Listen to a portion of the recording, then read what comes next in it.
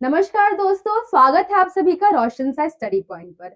और आज हम लोग करने वाले हैं आपके क्लास 12th का जो आपके होम साइंस का नेक्स्ट चैप्टर रहने वाला है, चैप्टर नंबर 10, जिसका नाम है संस्थाओं में वस्त्रों की देखभाल तथा रखरखाव। इससे पहले के 2 चैप्टर में हमने क्या किया, वस्त्रों के बारे में बहुत सारी जो डिटेल थी हमने वो देख ली। अब हम यहाँ पे क्या समझने वाले हैं कि हम किस तरीके से वस्त्रों का रख रखाव कर सकते हैं। अब हम वस्त्र ले रहे हैं, आपको पता है वस्त्र की फैब्रिक क्या होती है, अलग अलग होती है। हर हम ड्रेस की बात कर ले, सूती हो गया, लीलन हो गया, नायलॉन हो गया, अलग अलग तरीके से होते हैं। तो यहाँ हम कुछ मशीनों के बारे में समझेंगे कि वो मशीन किस प्रकार से हमारे वस्त्र को क्या है लंबे समय तक रखने के लिए हम बोल सकते हैं, या फिर हम ऐसे बहुत सारे संस्थाओं के बारे में पढ़ेंगे कि वो किस तरीके से अपनी संस्थाओं में जो है ना उनके जो, जैसे हम हॉस्टल की बात कर ले, हॉस्पिटल की बात कर ले, वहां पे जो यूज होने वाले जो फैब्रिक होते हैं उसको किस तरीके से साफ रखते हैं, साफ करते हैं। हम इन सब के बारे में मेनली इस चैप्टर में पढ़ने वाले हैं। ठीक है, तो आपका जो फर्स्ट टॉपिक है उसको हम देख लेते हैं। तो यहाँ क्या है, देख रेख और रख रखाव। फर्स्ट आपकी डेफिनेशन ये रहेगी, देख रेख तथा रख रखाव। तो क्या है यहाँ पे कि संस्थाओं में प्रयोग में लाए जाने वाले वस्त्रों में उनकी औद्योगिक और कार्य क्षेत्र के अनुरूप कुछ विशेष गुण होना आवश्यक है। अब इसकी हम बात कर ले तो इसमें क्या है कि देखिए बहुत सारी संस्थाएं हैं, जैसे मैंने आपको बता दिया कि हॉस्टल हो गया, एक अलग संस्था होती है, वहां पे बहुत सारे बच्चे रुकते हैं। हम हॉस्पिटल की बात कर ले, बहुत मरीज होते हैं वहां पे, तो वहां पे तो बहुत आवश्यक है किस चीज की, साफ सफाई की। तो वही है कि हर जो हम उसकी बात करें ना संस्था की, हर संस्था के अपने क्या होते हैं, अलग अलग कुछ विशेष गुण आवश्यक होते हैं उनके लिए। ठीक है, इन कपड़ों का चयन उनके विशेष उपयोग का कार्यक्रमा के आधार पर किया जाता है। मतलब किस प्रकार से वो विशेष उपयोग करते हैं, जो कार्य है उसको करने के लिए ये सारी विशेषताएं किसमें होनी चाहिए, देखभाल और रख रखाव में होनी चाहिए हर संस्था के अंदर। ठीक है, अब क्या है, इन वस्तुओं के गुण बनाए रखने के लिए, इनकी जीवन अवधि बढ़ाने के लिए विशेष देख रेख और रख रखाव की आवश्यकता होती है। अब हम कोई भी वस्तु की देख रेख हम रख रखाव क्यों करेंगे, ताकि क्या है वो लंबे समय तक चले और सुरक्षित भी रहे। ठीक है, तो वही यहाँ पे आपको बताने का प्रयास किया गया है। तो आई होप आपको ये जो टॉपिक है समझ में आ गया होगा। नेक्स्ट टॉपिक हम देखते हैं।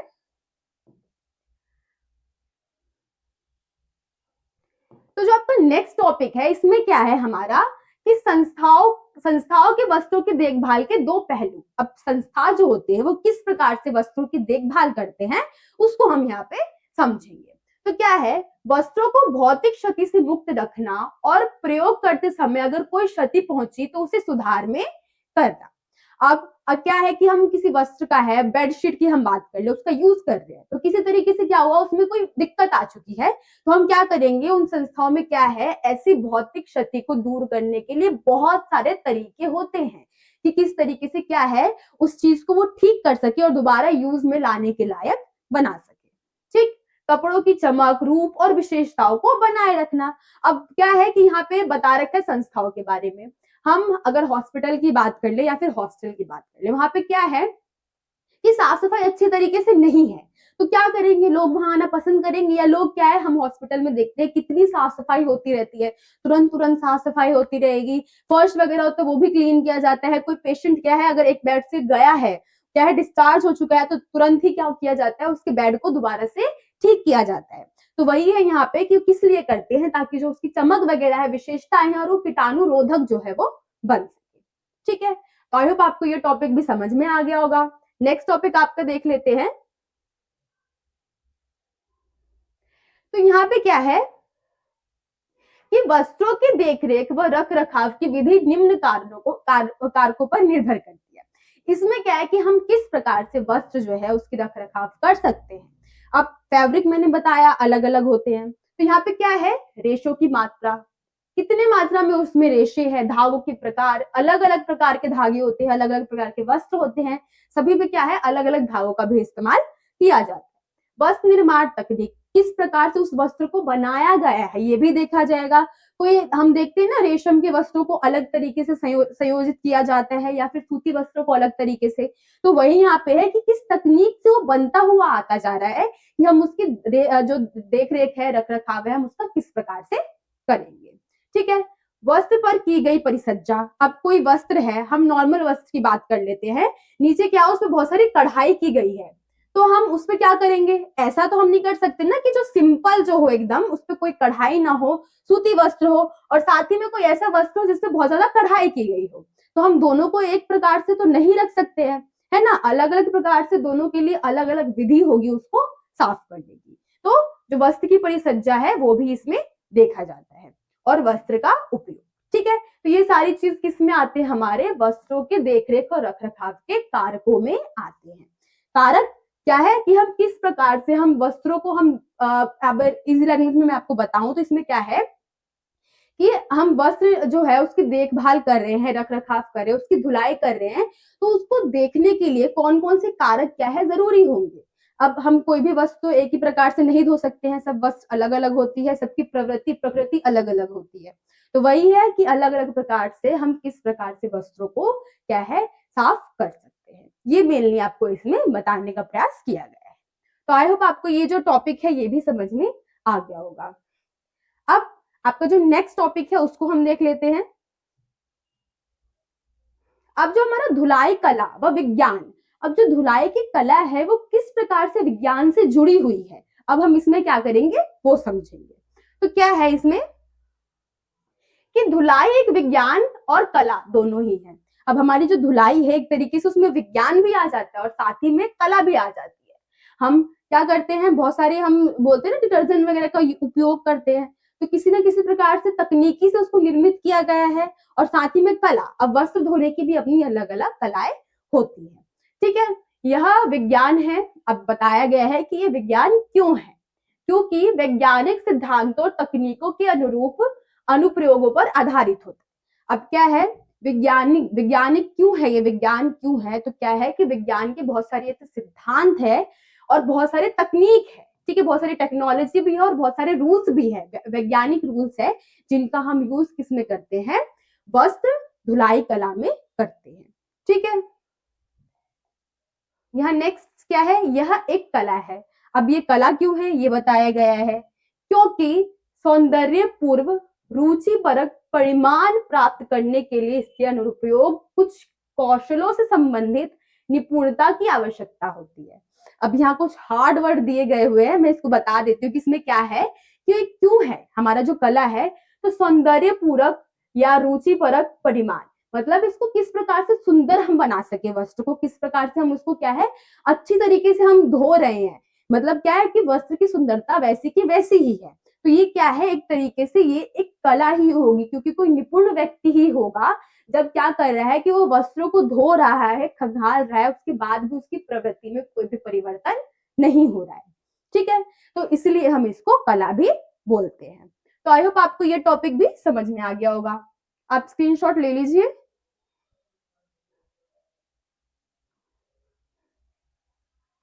अब जो आपका नेक्स्ट टॉपिक है उसको हम देख लेते हैं। तो यहाँ आपके धुलाई के उपकरण आए हुए हैं। धुलाई के उपकरण अब क्या है, बहुत सारे वॉशिंग मशीन वगैरह देखते हैं ना, तो हमारे किस में आ जाएंगे, धुलाई के उपकरण में आ जाएंगे। तो क्या है, धुलाई की मशीनें दो प्रकार के मॉडल में पाई जाती हैं। अब ये दो प्रकार के आपके मॉडल है, ऊपर से भराई वाले और सामने से भराई वाले। अब आपने वॉशिंग मशीन देखी होगी, दो तरीके से होती है। एक की हम बात कर ले तो वो कुछ इस प्रकार से होती है, जिसकी गेट क्या होती है, इधर से खुलने वाली होती है। ठीक है, वही जो दूसरा होता है वो क्या है, वो उसका गेट जो होता है वो इधर से होता है, यहाँ से वो डालते हैं और वस्त्र क्या है यहाँ पे वॉश होते हैं। एक क्या होता है, सामने से खुलने वाला होता है जिसमें हम सामने से वस्त्र रखते हैं, और दूसरा क्या होता है, ऊपर से खुलने वाला होता है जिसमें हम वस्त्र ऊपर से रखते हैं। तो ये दो प्रकार के क्या है, हमारे धुलाई के उपकरण हैं। ठीक है, तो आपको क्या है ये याद रखना है। अब हम इसके मॉडल की बात कर लेते हैं। अब इसी में क्या है, वॉशिंग मशीन के इस दो उपकरण में ही क्या है, इसके कितने प्रकार के मॉडल है, 3 प्रकार के मॉडल है। अब देख लेते हैं वो कौन कौन से हैं। तो यहाँ फर्स्ट क्या है आपका, हस्तचलित। इसमें क्या है, इस मशीन में 50% या अधिक काम प्रचालक को हाथ से करना पड़ता है।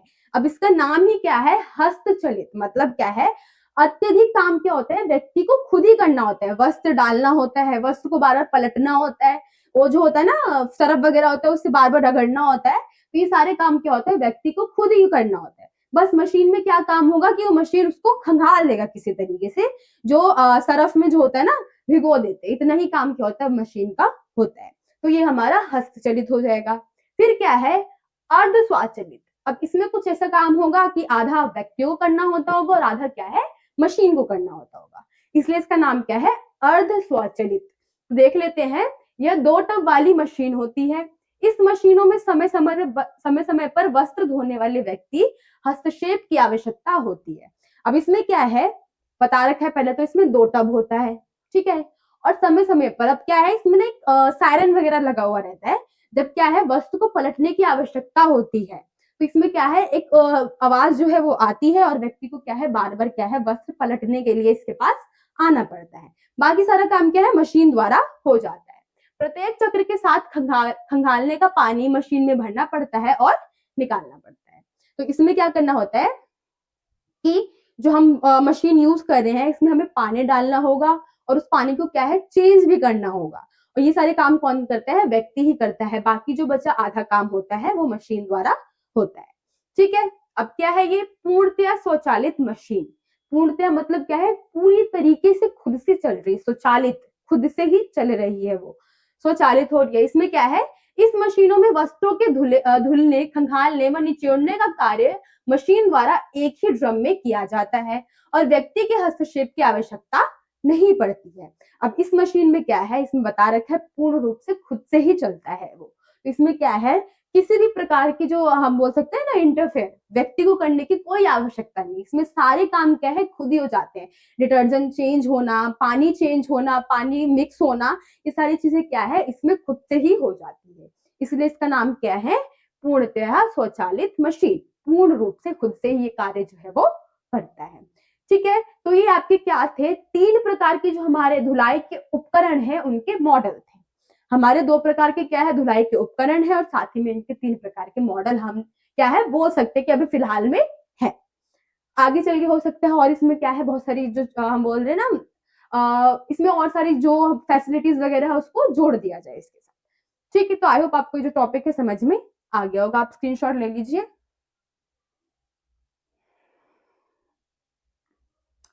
अब जो नेक्स्ट टॉपिक है उसको हम देख लेते हैं।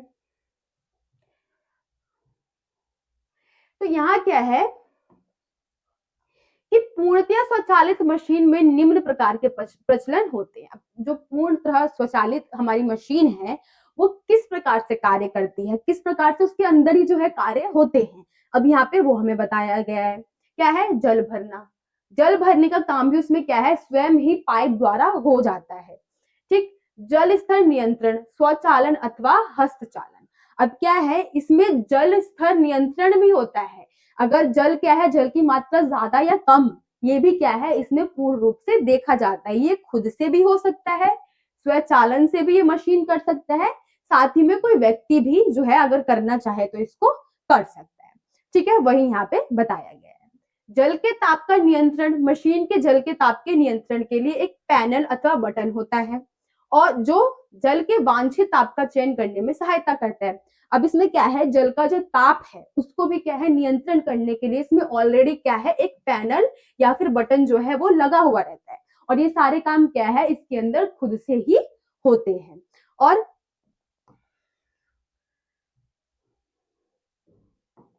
क्या इसमें कि धुलाई की सभी मशीनें एक ही सिद्धांत पर कार्य करती है। कपड़े से मैल को दूर करने के लिए उन्हें साबुन अथवा डिटर्जेंट वाले पानी में घुमाना अर्थात गतिशील रखना।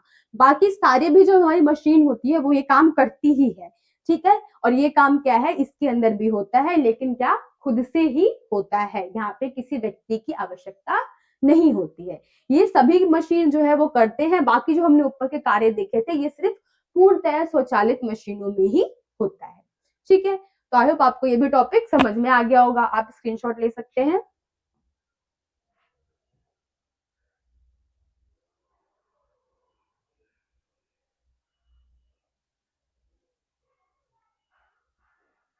अब जो आपका नेक्स्ट टॉपिक है उसको हम देख लेते हैं। तो यहाँ क्या है आपकी धुलाई की विधियां दे रखी है। आप किस प्रकार से जो धुलाई है किस किस तरीके से कर सकते हैं वो यहाँ पे आपको बताया गया है। किस किस प्रकार की हम बोल सकते हैं कि विधियां होती है ये भी यहाँ पे हमें समझाया गया है। तो फर्स्ट है हमारा आलोडन दे रखा है। इसमें क्या है यह ऊपर से कपड़े डालने वाली मशीन में प्रयोग में लाया जाता है। अब ये जो हमारी मशीन है, ये जो प्रक्रिया है हमारी, ये किसमें किया जाता है? जो ऊपर से चलने वाली मशीन होती है उसमें इसका उपयोग होता है। इसमें क्या है, हमने ऊपर से क्या है, वस्त्र को इसमें डाल दिया है। इसमें ब्लेड होते हैं जो घूमते हैं, एक दिशा में गति करते हैं या दोलन करते हैं, दोनों दिशाओं में भी घूमते हैं। अब इसमें क्या है, एक इस प्रकार से क्या है, दो वो बने हुए रहते हैं चक्र टाइप के, ठीक है। ये क्या करते हैं, जब वस्त्र हम इसमें डालते हैं तो वो घूमते हैं, स्विंग करते हैं, ठीक है। वही यहाँ पे बताया गया, या तो वो एक दिशा में भी घूमते हैं या फिर वो दोनों दिशा में भी घूम सकते हैं, ठीक है। ये यहाँ पे हमें बताया गया है, जिससे कपड़े जल के साथ तेजी से घूमते हैं और साफ हो जाते हैं।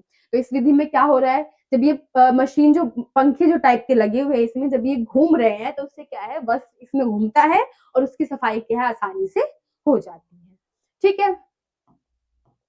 नेक्स्ट क्या है, ये हमारा दे रखा है स्पंदन। इसमें क्या है हमारा कि यह भी ऊपर से भरने वाली मशीन में ही हम प्रयोग करते हैं। ये भी ऊपर से ही जो हम कपड़े डालते हैं जिस मशीन में, उसका ही हम इसमें क्या करते हैं, इस विधि का उपयोग करते हैं, ठीक है। इसमें जल की गति एक सीधे खड़े यंत्र द्वारा होती है जो स्पंदन करता हुआ बहुत तेजी से घूमता है और कपड़ों को साफ करता है। अब इसमें क्या है, स्पंदन में क्या बता रखा है कि जल की गति के बारे में बता रखा है। अब जल क्या है, जिस गति से आ रहा है तो उससे क्या है, वस्त्र की सफाई भी क्या है, उसी गति से हो रही है। ये हमें यहाँ पर बताया गया, ठीक है। अब नेक्स्ट क्या है, तो यहाँ है अपपातन, ठीक है। इसमें क्या बताया गया है, इसका प्रयोग सामने से भरने वाली मशीन में किया जाता है। इसका हम प्रयोग कहाँ करते हैं, जो मशीन हमारी होती है कहाँ से, सामने से चलने वाली मशीन होती है, उसमें हम इसका उपयोग करते हैं। इस मशीन में धुलाई एक छिद्रयुक्त बेलन में होती है। अब इसमें क्या है, इसके अंदर कुछ इस प्रकार से जो होते हैं होल वगैरह जो होते हैं वो बने हुए होते हैं। प्रत्येक चक्र के साथ कपड़े ऊपर आते हैं और फिर पानी में गिरा दिए जाते हैं। अब इसमें क्या है, यहाँ तक वस्त्र आ रहा है और उसके बाद क्या है, नीचे पानी में गिर जाता है वो वस्त्र, ठीक है। इस प्रकार की इसकी विधि चलती है कि ऊपर से क्या है, कुछ छिद्र बने हुए थे, छेद बने हुए रहते हैं, वहीं से क्या है, वस्त्र घूमते हैं और फिर नीचे पानी में चले जाते हैं, जहाँ तली में इसकी पानी होती है वहां पे।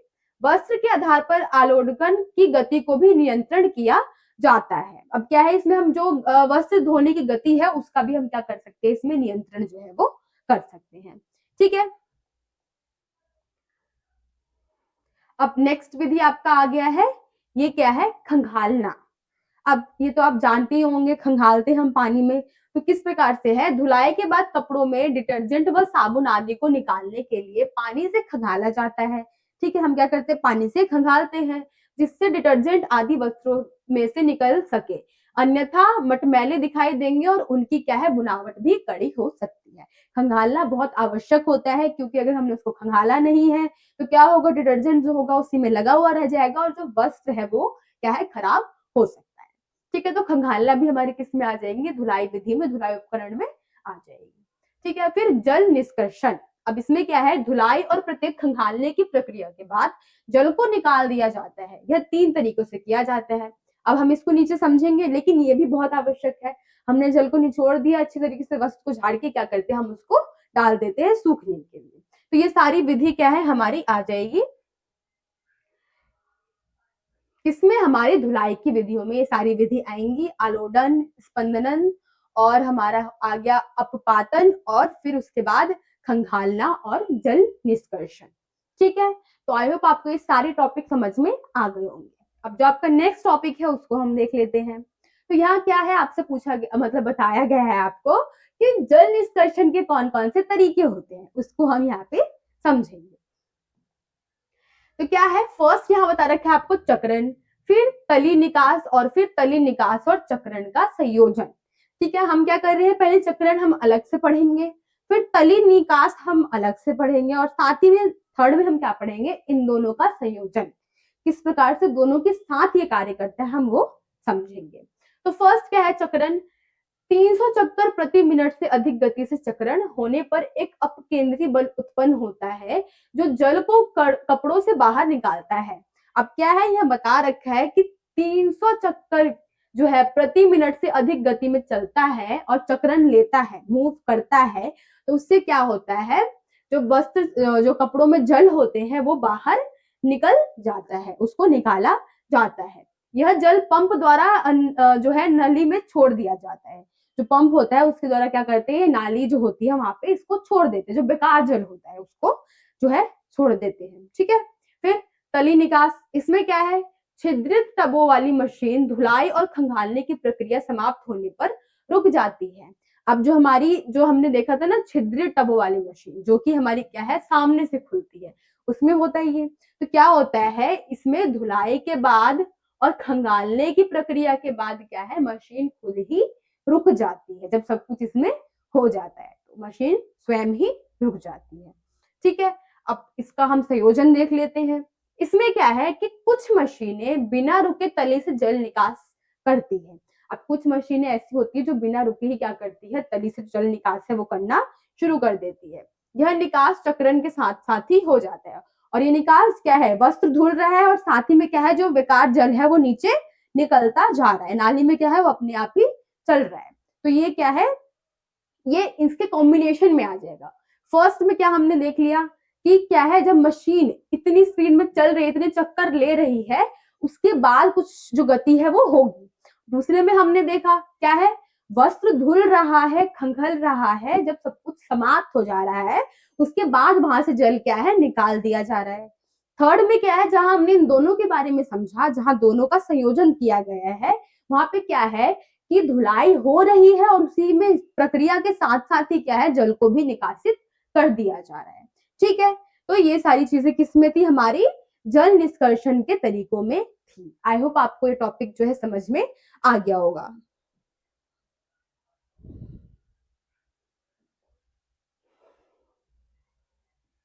तो आपका जो नेक्स्ट टॉपिक है उसको हम देख लेते हैं। तो यहाँ पे क्या है, आपका जो नेक्स्ट टॉपिक है, सुखाने के उपकरण और प्रक्रिया। अब किस प्रकार से हम वस्त्र को सुखा सकते हैं, उसके उपकरण, उसकी प्रक्रियाओं के बारे में हम समझेंगे।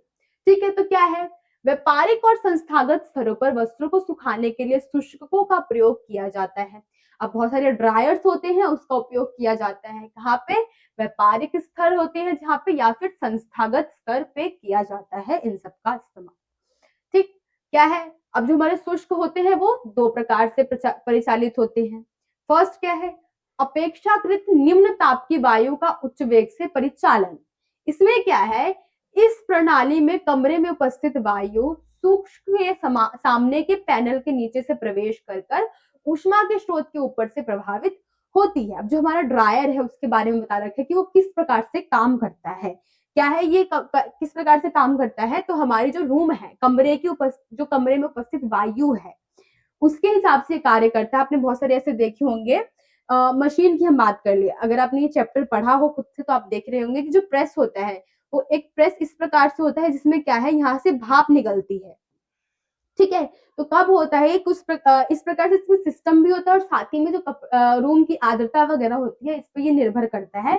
और जब हम इस प्रेस को चलाते हैं तो नीचे से क्या है, इसमें वायु भी निकलती है और गर्म वायु होती है और वस्त्र क्या है आसानी से सूख भी जाता है और प्रेस भी हो जाता है। ठीक है, नेक्स्ट क्या है, उच्च तापमान की वायु का धीमी गति से परिचालन। इसमें क्या है, इस प्रणाली में जब वायु सूक्ष्म में प्रवेश करते हैं हुए ऊष्मा के स्रोत के ऊपर से निकलती है, तब इस वायु को सूक्ष्म के ऊपरी हिस्से में स्थित छेदों में से एक छोटे पंखे के द्वारा खींच लिया जाता है। अब जो ये ड्रायर्स है इस प्रकार से उसका निर्माण जो है प्रयोग हम करते हैं। जैसे क्या है, इसमें बता रखा है कि कोई भी सूक्ष्म वायु की हम बात कर ले, जब उस जो हम बोल रहे हैं ना उपकरण है उसमें प्रवेश कर रही है, उसके अंदर आ रही है, तो क्या है, वो ऊष्मा कहाँ से निकलेगी, ऊपर से निकलती है। हम किसी भी उपकरण की बात कर लेते हैं, इस प्रकार से है। और जब वो वायु है यहाँ से जा रही है, उसके अंदर एंटर कर रही है, तो ऊष्मा क्या है, ऊपर से उसके अंदर से निकल रही है। ठीक है, तब इस वायु को सूक्ष्म के ऊपरी हिस्सों में स्थित छिद्रों से छोटे पंखे द्वारा खींच लिया जाता है। इसके ऊपर कुछ पंखे टाइप के बने होंगे, जो ड्रायर्स होते हैं बड़े प्रकार के, तो क्या करते हैं, इस सारी जो गर्मी होती है, सूक्ष्मता होती है, उसको वो अपने अंदर खींच लेती है। तो ये हमारा इसके अंदर आ जाएगा। ठीक है, तो आई होप आपको जो ये दोनों टॉपिक है वो समझ में आ गए होंगे।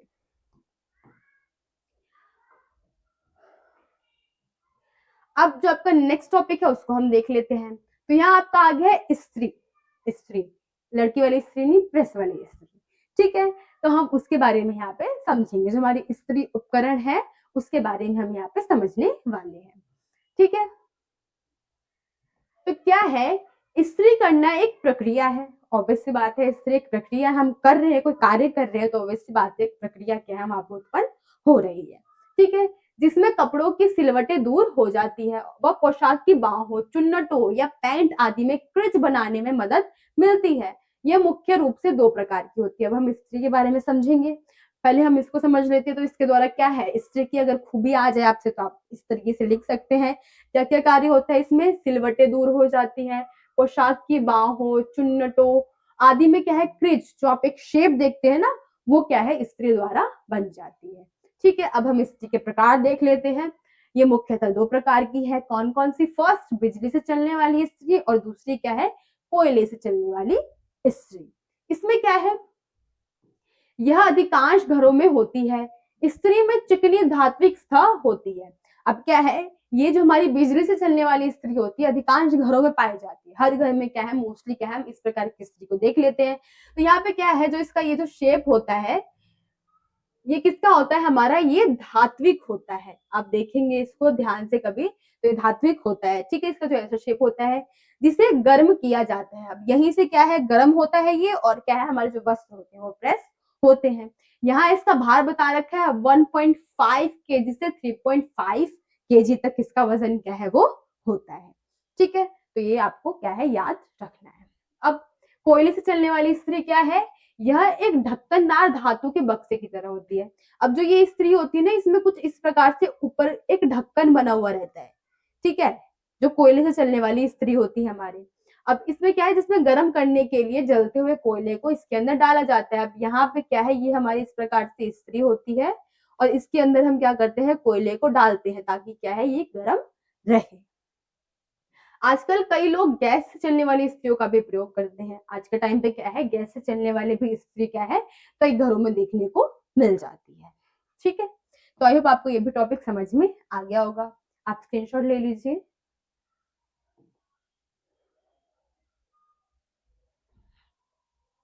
अब जो आपका नेक्स्ट टॉपिक है उसको हम देख लेते हैं। तो यहाँ क्या है, वस्त्रों की देखभाल एवं रखरखाव के विभिन्न स्तर। अब हम किस किस प्रकार से वस्त्रों की देखभाल कर सकते हैं उसको हम यहाँ पे समझने वाले हैं।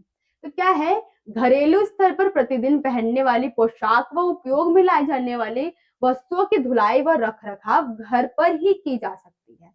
अब हम घर में कोई वस्त्र पहन रहे हैं तो ऑब्वियस सी बात है उसकी सफाई भी कहाँ है, घर में ही होगी। हम डेली लाइफ में जिन जिन वस्त्रों का यूज कर रहे हैं, जहां पर हम रहते हैं वहीं पे उसकी सफाई करेंगे। तो वही यहाँ बता रखा है कि घर में जो भी हम वस्त्र पहन रहे हैं, डेली रूटीन में पहन रहे हैं, उसका प्रयोग क्या है, हम उसको साफ क्या कर सकते हैं, घर के अंदर ही कर सकते हैं। व्यवसायिक स्तर कुछ विशेष वस्तुओं व वस्त्रों की धुलाई हम लॉन्ड्री द्वारा अथवा व्यवसायिक व्यक्तियों के द्वारा करवा सकते हैं। कुछ ऐसे हम फॉर्मल ड्रेसेस की बात कर ले, जो ब्लेजर होता है, कोट पैंट होता है, उसको क्या है, हम घर पे अच्छी तरीके से उसकी सफाई नहीं कर सकते, तो उसको क्या है, हमें किसी संस्था में ही देना होगा। जैसे हम लॉन्ड्री की बात कर लेते हैं, वहां हम दे सकते हैं, या फिर कोई भी व्यवसायिक व्यक्ति होते हैं जो कि इसकी जानकारी रखते हो, हम उसको इसको देते हैं। बाकी जो घर में पहनने वाले जो हमारे वस्त्र होते हैं वो तो हम घर में उसकी सफाई कर सकते हैं। ठीक है, तो यहीं पे आपको ये समझाने का प्रयास किया गया है कि हम वस्त्रों का रखरखाव किस तरीके से कर सकते हैं। तो जो घर में पहनने वाले वस्त्र है उसकी सफाई हम घर में ही करें, और कुछ ऐसे वस्त्र जिसकी सफाई हम घर में नहीं कर सकते, या तो लॉन्ड्री में दे या फिर ऐसे व्यक्ति को दे जिसको उसके बारे में जानकारी हो। ठीक है, तो आई होप आपको ये टॉपिक समझ में आ गया होगा।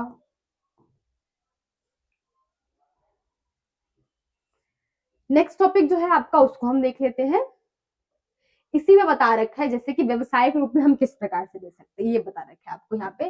जैसे हमने दे दिया व्यवसायिक व्यक्ति को, व्यवसायिक व्यक्ति में कौन आ रहा है हमारा, सॉरी, व्यवसायिक व्यक्ति में हमारे आ रहे हैं धोबी जी। ठीक है, वो किस प्रकार से वस्त्र को रखते हैं, तो ये क्या है, ये घरों, छात्रावासों, हॉस्टलों, रेस्टोरेंट, होटलों, रेस्टोरेंट जैसे संस्थाओं को सेवाएं देते हैं। धोबी अपने घरों या विशेष स्थानों, धोबी घाट पर कपड़े की धुलाई करते हैं। अब हमने क्या है, कोई फॉर्मल ड्रेस दी है या फिर कोई भी हम डेली यूज की भी, आप देखते हैं बहुत सारे लोग देते होंगे, जो अमीर घर के लोग होते हैं वो देते हैं। ठीक है, प्रेस करने के लिए भी देते हैं बाहर वो। तो वही बता रखा है कि किस प्रकार से क्या है, जो धोबी होते हैं ये काफी व्यवसायिक व्यक्ति होते हैं, इनका कार्य ही यही होता है, काफी लंबे समय से करते हुए आ रहे होते हैं। तो वही कि क्या है, ये बहुत सारे ऐसे संस्थाएं होती है, वहां पे भी बहुत सारे वस्त्र क्या है वहां से एकत्रित करते हैं। जैसे बता रखा है, घर हो गए, घरों में से भी लेते हैं, छात्रावास हो गए, हॉस्टल हो गए हमारे, होटल हो गए, या फिर हमारे रेस्टोरेंट हो गए, यहाँ से भी क्या करते हैं ये लोग वस्त्र जो है उसको लाते हैं, उसकी धुलाई क्या है अच्छी तरीके से करते हैं। तो ये क्या है, इनका एक व्यवसाय हो चुका है। ठीक है, फिर लॉन्ड्री अथवा ड्राई क्लीनिंग की दुकान। अब इसमें क्या है, यहाँ ग्राहक धुलवाने के लिए वस्त्र लाते हैं, कुछ दिन बाद धुले और इस्त्री किए हुए वस्त्र वापस ले जाते हैं। अब यहाँ पे क्या है, ऐसी सर्विस होती है कि वस्त्र क्या है वहां पे आपको देने के लिए जाना है। अब वहां पे आप देंगे, वो आपको टाइम बताएंगे 1 से 2 दिन का, और उसके बाद जब आप वहां जाएंगे लेने के लिए तो वो इस्त्री भी रहेगी और पूरी तरीके से साफ भी वो रहेगी। ठीक है, ग्राहक कोई संस्था या व्यक्ति हो सकता है, कुछ धुलाई पर वस्त्र ले जाने वाले और वापस पहुंचाने की सेवा भी देते हैं। अब कुछ ऐसी भी संस्थाएं हैं लॉन्ड्री में ही या फिर ड्राई क्लीनिंग में ही, जहाँ पे क्या है वो आप उनको ऑर्डर दे सकते हो कि वो घर पे आए, इस वस्त्र को ले जाए और क्या है इस वस्त्र की सफाई करके वापस इस वस्त्र को दे दे इतने टाइम के अंदर। ऐसी भी क्या है इनकी जो कुछ विशेषताएं होती है ये है। ठीक है, व्यवसायिक धुलाई घर, इसमें क्या है, इन धुलाई घरों में वस्त्र की विभिन्न धुलाई प्रक्रियाओं के लिए अलग अलग विभाग होते हैं। अब जो हमारे व्यवसायिक धुलाई घर होते हैं इसमें क्या है कि वस्त्र की जो है विभिन्न विभिन्न धुलाई के लिए अलग अलग क्या करते हैं, ये विभाग बनाते हैं। अलग अलग बहुत सारे विभाग जो है वो इसमें बने हुए होते हैं। ठीक है, इन धुलाई घरों में बड़े बड़े उपकरण होते हैं, बहुत बड़ी बड़ी क्या है मशीनें यहाँ पर होती है धुलाई के लिए। धुलाई मशीन में एक चक्र 100 किलोग्राम या अधिक भार लेने की क्षमता रखता है। अब यहाँ पे क्या है, जो मशीन जो हमारे व्यवसायिक मशीन घर है यहाँ पे बड़े बड़े उपकरण है, तो ये क्या करता है कि 100 किलोग्राम या फिर इससे अधिक हम इसके अंदर क्या कर सकते हैं, वस्त्र को डाल सकते हैं। ये इतने वस्त्र को साफ करने की क्या है क्षमता को रखता है। ठीक है, तो आई होप आपको ये जो टॉपिक है वो समझ में आ गया होगा, आप स्क्रीनशॉट ले सकते हैं।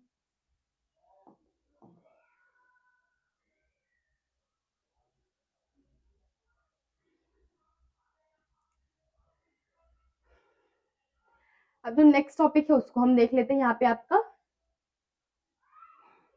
तो यहाँ क्या है, संस्था जैसे बता रखे आपका अस्पताल है और होटल है में वस्त्र के रख रखाव की व्यवस्था। अब हम इन जो संस्था होती है यहाँ पे किस प्रकार से वस्त्र की रख रखाव की जाती है हम उसको यहाँ पे समझने वाले हैं। तो हम देख लेते क्या है,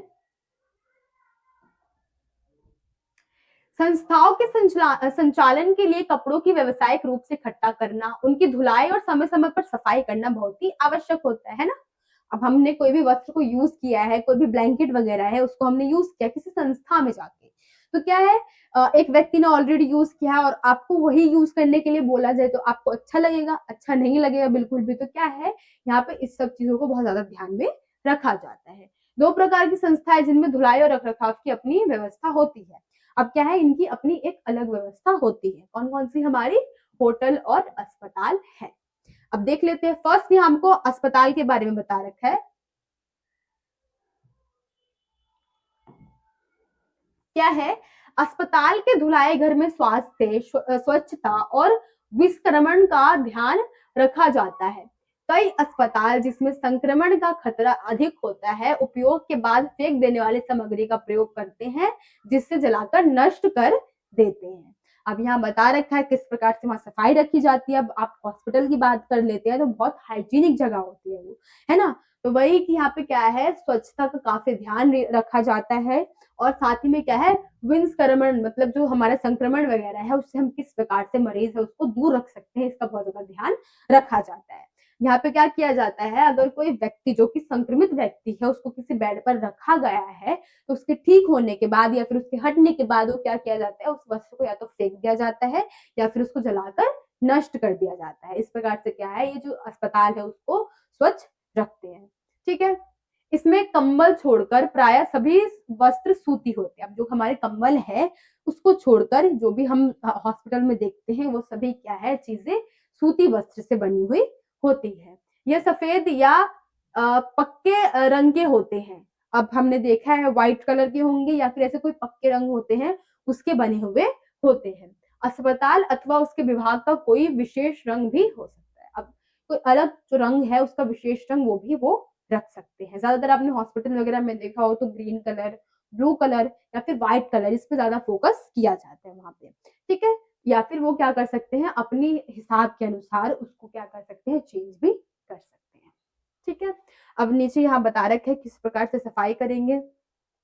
तो क्या है, गंदे कपड़ों को छांट कर अलग करते हैं, वस्त्रों की धुलाई करते हैं, जल निष्कर्षण करते हैं, नमी युक्त वस्त्रों को सुखाते हैं, साथ ही में प्रेस करना व तय लगाना और अलग अलग ढेर लगाना। आवश्यकता हो तो वस्त्र की मरम्मत या सुधार करना, अनुपयोगी सामग्री का निपटान करना। अब इसमें क्या है, बता रखा है कि हमारा जो हॉस्पिटल है वो किस प्रकार से जो वस्त्र है उसको साफ रखता है। तो ऐसी बहुत सारी विधि यहाँ पे आपको बता दी है। क्या है, जो गंदे कपड़े होते हैं उसको अलग अलग छांट के रखते हैं, वस्त्रों की धुलाई करते हैं, साथ ही साथ जल निष्कर्षण, अच्छे तरीके से जो पानी होता है उसको भी निकालते हैं, नमी युक्त वस्त्रों को सुखाना। जो नमी युक्त वस्त्र है आप देखते हैं अगर उसको लंबे समय तक छोड़ दिया जाए, ना सुखाया जाए, तो उसमें बहुत सारे जीवाणु कीटाणु वगैरह है वो आ जाएंगे, और क्या है उसमें से स्मेल जो है वो भी आने लगती है। तो समय समय पर ये भी ध्यान रखा जाता है कि इसको हम क्या करें, इसको सुखाएं, ठीक है। प्रेस करना तथा तय लगाना और अलग अलग ढेर लगाना, प्रेस भी करना, तय भी लगाना, और साथ ही में जो वस्त्र जैसे तकिया का कवर है उसको अलग रखना, या फिर बेडशीट है उसको अलग रखना, इस प्रकार से यहाँ पे देखा जाता है। आवश्यकता हो तो वस्त्र की मरम्मत या सुधार करना, अगर किसी चीज में हमें चेंज करना हो तो क्या करते हैं ये लोग, चेंज भी कर देते हैं उसमें। अनुपयोगी सामग्री का निपटान करना, आप कोई चीज ऐसी है जो कि यूजफुल नहीं है तो उसको क्या किया जाता है, उसको हटा दिया जाता है, ठीक है। ये हमारे थे। आगे इसमें ही बता रखा है, सॉरी अब क्या है, हमारा होटल का आ चुका है। तो ये सारा क्या था, आपका हॉस्पिटल का था। आई होप आपको ये पूरा समझ में आ गया होगा कि हॉस्पिटल में किस प्रकार से जो वस्त्र है उसकी सफाई की जाती है, उसकी देखभाल की जाती है, ठीक है। तो आप इसका स्क्रीनशॉट ले सकते हैं।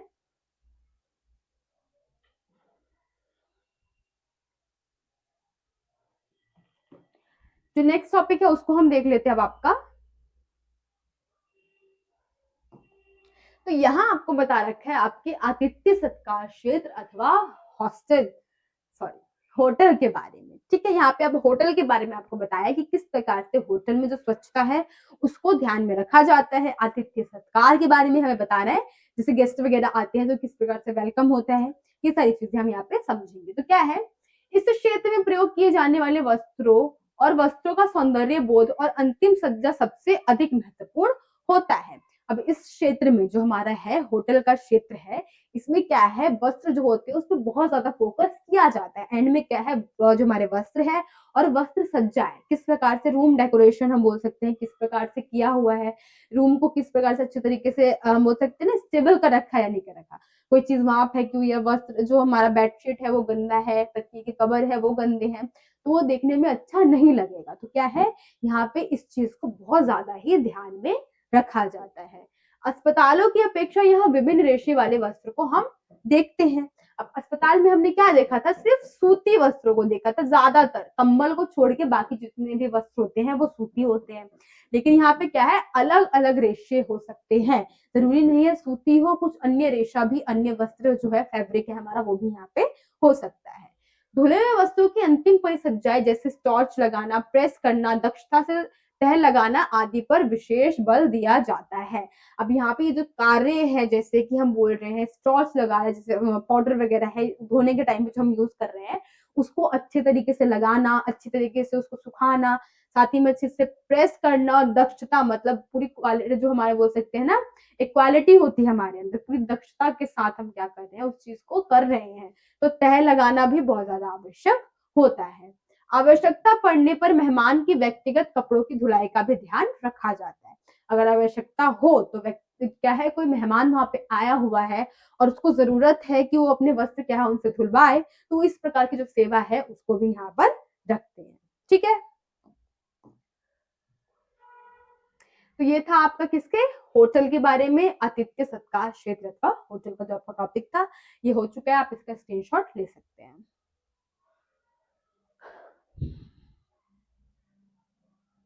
अब जो आपका नेक्स्ट टॉपिक है वो क्या है हमारा, संस्थाओं में धुलाई की क्षमता। अब संस्थाएं जो होती है वो कितने प्रकार से धुलाई, उनकी क्षमता कितनी होती है धुलाई करने की, हम उसको समझेंगे। तो क्या है, धुलाई किए जाने वाली वस्तुओं की संख्या अस्पताल में होटलों से कई अधिक होती है। अब हमारे यहाँ पे बता रखा है कि जो हम धुलाई की हम व्यवस्था की बात कर ले, क्या है, अस्पतालों में बहुत ज्यादा होती है होटलों की अपेक्षा। अब हम अस्पताल की बात कर लेते हैं, मैंने बताया था ना काफी हाइजीनिक उसको रखा जाता है।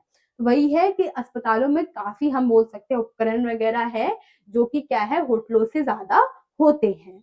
एक बड़े होटल में 400 से 500 तक कमरे हो सकते हैं, जबकि किसी अस्पताल में 1800 से 2000 तक या फिर इससे भी अधिक हो सकते हैं। अब आप कमरे की क्वांटिटी देख सकते हैं कितनी ज्यादा है, 400 से 500 या फिर 1800 से 2000।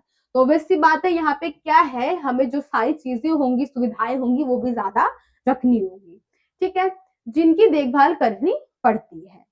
ऑपरेशन थिएटर, प्रसूति वार्ड, प्रसव कक्ष 2 दिन में 5 से अधिक बार भी चादर बदलनी पड़ सकती है। अब यहाँ पे चेंजिंग करने के बारे में बता रखा है कि अगर कोई भी वार्ड है, वहां हॉस्पिटल में आप देखते हैं अलग अलग वार्ड होते हैं, तो वही बता रखे जैसे ऑपरेशन थिएटर है या फिर प्रसूति वार्ड है या फिर प्रसव कक्ष है, यहाँ पे क्या करते हैं 2 दिन के अंदर ही कम से कम 5 बार क्या करता है, वहां के जो वस्त्र होते हैं उसको वहां पे चेंज करना पड़ता है। इस प्रकार से क्या है हॉस्पिटलों में जो स्वच्छता है उसको जो है ध्यान में रखा जाता है। ठीक है, तो आई होप आपको ये भी जो टॉपिक है समझ में आ गया होगा। इनकी क्षमताएं क्या है, किस प्रकार से सफाई करते हैं, ये इसमें हमें मेनली जो है वो बताया गया है। आप इसका स्क्रीनशॉट ले सकते हैं।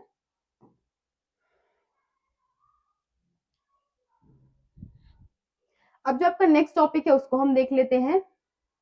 तो क्या है, हम इस चैप्टर को जो हम पढ़ रहे हैं, तो इस क्षेत्र में हम किस प्रकार से जीविका की तैयारी कर सकते हैं वो यहाँ आपको बताना है। जीविका की तैयारी के लिए क्या क्या है, प्राथमिक आवश्यकताएं कौशल, जो हमारी प्राथमिक आवश्यकताएं कौशल है वो हमें आने चाहिए। जैसे कि हम यहाँ देख लेते हैं क्या क्या है, वस्त्रों की आवश्यकता, देखभाल के लिए उसके रेशों के प्रकार, मात्रा, धागा, कपड़ा उत्पादन तकनीक, कपड़ों की रंगाई और अन्य परिसज्जा का ज्ञान। अब हम यहाँ पे क्या है साफ सफाई के फील्ड में काम करेंगे, वस्त्र की साफ सफाई के बारे में, तो वस्त्र की जितनी भी नॉलेज है उसको क्या है हमें रखना होगा। ये किस में आ जाएंगी, हमारी प्राथमिक आवश्यकता में आ जाएगी। ठीक है, अंतःनिहित प्रक्रियाओं का ज्ञान क्या है, ऐसी सिर्फ बाहरी ही नहीं, जो अंदरूनी जो कुछ प्रक्रियाएं होंगी उसके बारे में जो ज्ञान है वो भी होना चाहिए। विभिन्न प्रक्रियाओं में प्रयोग में लाए जाने वाले रसायन और अभिकर्मों का उनका विभिन्न प्रकार के वस्त्रों पर होने वाला प्रभाव। अब कोई भी हम चीज यूज कर रहे हैं वस्त्र के ऊपर, तो उसका प्रभाव किस प्रकार से पड़ेगा वस्त्र पे, हमें इसका भी नॉलेज इसमें होना चाहिए। वस्त्रों की देखरेख में प्रयोग में लाई जाने वाली मशीनों की आवश्यकता और उनकी काल्पनिक कार्य प्रणाली का व्यवहारिक ज्ञान।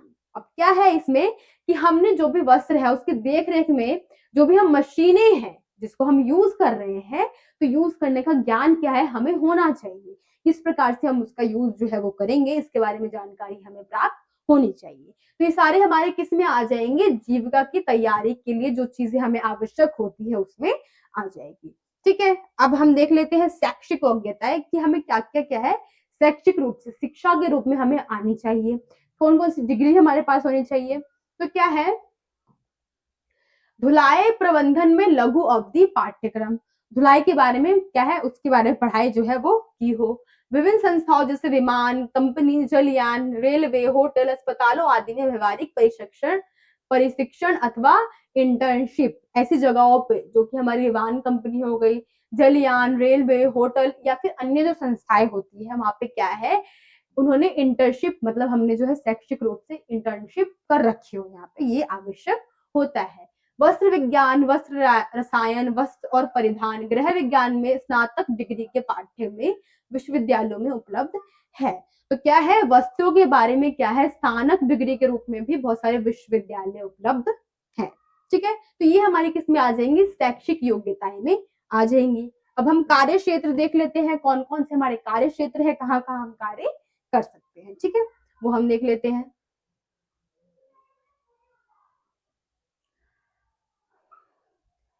तो क्या है, फर्स्ट स्व युद्धमी की गतिविधियों में प्रवेश कर सकते हैं हम, खुद का कार्य क्या है इसमें हम बना सकते हैं।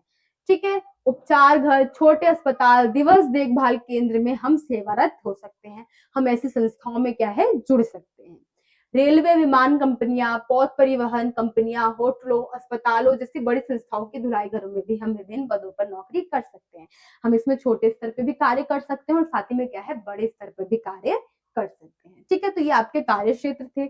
अब यहाँ पे क्या है, कुछ इंपॉर्टेंट आप बोल सकते हैं जो हमारे वर्ड है, उसको मैंने यहाँ पे ले लिया है, जो कि आपके लिए काफी जरूरी है, उसको आप देख लीजिए। जैसे बता रखा है निर्जल धुलाई, कैलेंडरिंग और विसंक्रमण। अब इसका क्या मतलब होता है ये हम देख लेते हैं। निर्जल धुलाई क्या है, सूक्ष्म निर्जल धुलाई अथवा सूक्ष्म धुलाई ऊनी, रेशमी, रियोन और कुछ विशेष अथवा महंगे वस्त्रों की धुलाई जल के स्थान पर कार्बनिक विलयकों से की जाती है। इसमें क्या किया जा रहा है, जो हमारे ऊनी वस्त्र हो गए, रेशमी वस्त्र हो गए, रियोन हो गया, फिर कुछ और विशेष प्रकार के महंगे जो वस्त्र होते हैं उसकी धुलाई हम किसमें करते हैं, कार्बनिक विलयों में करते हैं। उसको हम क्या बोलते हैं, निर्जलन धुलाई बोलते हैं। ठीक है।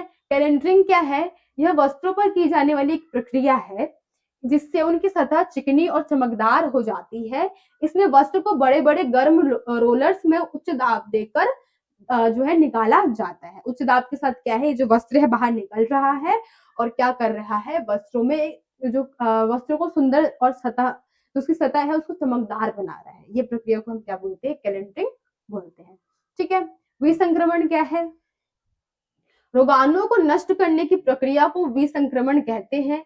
यह प्रक्रिया उच्च दाब या फिर ताप रसायनों से की जा सकती है। किस प्रकार से क्या है, जो रोगाणु है उसको हम दूर कर रहे हैं, उसको हम विसंक्रमण कहते हैं।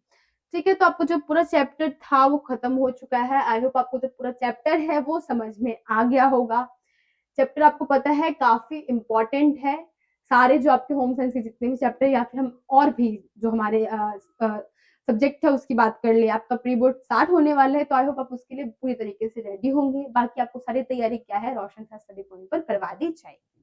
तो आई होप आपको जो पूरा चैप्टर है वो समझ में आ गया होगा। अगर मेरे एक्सप्लेन करने का तरीका अच्छा लगे तो प्लीज कमेंट करके बताइए, और कहीं कोई कमी लगी हो तब भी आप कमेंट करके बता सकते हैं। मिलते हैं आपसे अगली वीडियो में, जब तक के लिए थैंक यू।